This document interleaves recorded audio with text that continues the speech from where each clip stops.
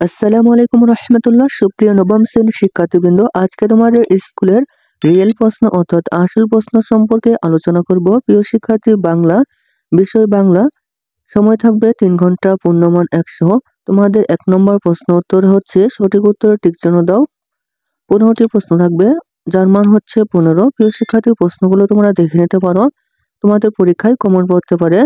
1 নম্বর প্রশ্ন হচ্ছে নিজেকে গোপন করে শত্রুকে ঘায়েল করার নাম কি? 2 নম্বর প্রশ্ন হচ্ছে ছেলে দেবী হলে দাসী এই উক্তিতে উপেনের কি প্রকাশিত হয়েছে? 3 নম্বর প্রশ্ন হচ্ছে পৌত্তবকার গল্পটি কোন ভাষানীতিতে রচিত? 4 নম্বর প্রশ্ন হচ্ছে থানচি কোন জেলার একটি উপজেলার নাম? 5 নম্বর হচ্ছে লন্ডনের সড়কে লাল বাতি কিসের সংকেত দেয়? 6 নম্বর হচ্ছে আত্মস্মৃতির গল্পটির বিষয়বস্তু কি?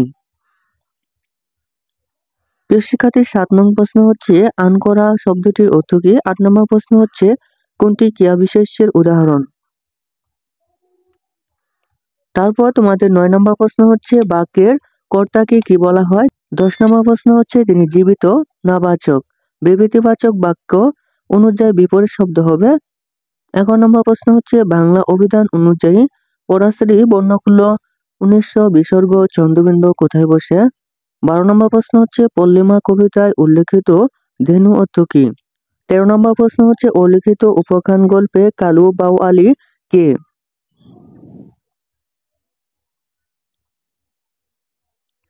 14 নম্বর প্রশ্ন হচ্ছে নিম গাছ গল্পে নিম গাছটি কার প্রতীক? 15 নম্বর হচ্ছে সভ্যতার সংকট প্রবন্ধে উল্লেখিত মানুষের মন এখন কিসের সুরে বাঁধা?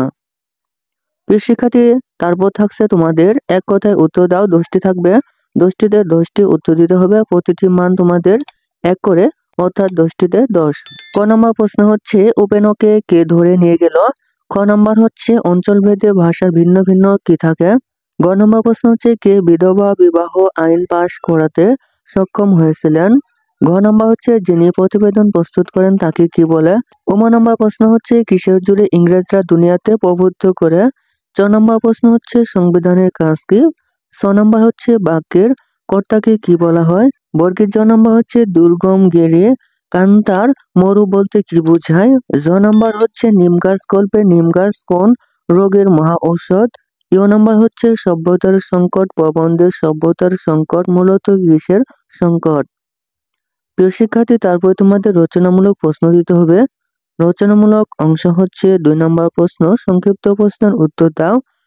ক নম্বর প্রশ্ন হচ্ছে মতিন সাহেবের উক্তি বাঘের পেটের ভেতরে আছে এর অর্থ কি? খ নম্বর প্রশ্ন হচ্ছে উপেন সন্ন্যাসী বেশে ঘুরে বেড়াতে লাগলো কেন?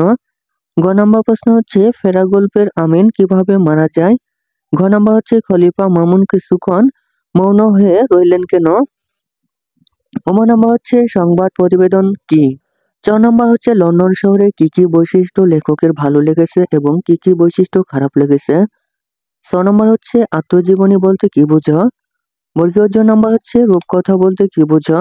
ঝ নম্বর হচ্ছে বিশেষ্য বর্গ কাকে বলে? ইয় নম্বর হচ্ছে কবি কাদের ঘৃণিত ও বর্বর বলে আখ্যায়িত করেছেন? 3 নম্বর হচ্ছে রচনামূলক প্রশ্ন দৃশ্যপটবিহীন যে কোনো 3টি প্রশ্নের উত্তর দাও। প্রিয় শিক্ষার্থী, 3টিতে হচ্ছে 3, 5, 15। ক নম্বর প্রশ্ন হচ্ছে আজকাল সবাই অন্ধকারকে ভয় পায় উক্তিটি ব্যাখ্যা করো। ঘ নম্বর হচ্ছে তুমি মহারাজ সাধু হলে আজ আমি আজ চোর বটে ব্যাখ্যা করো।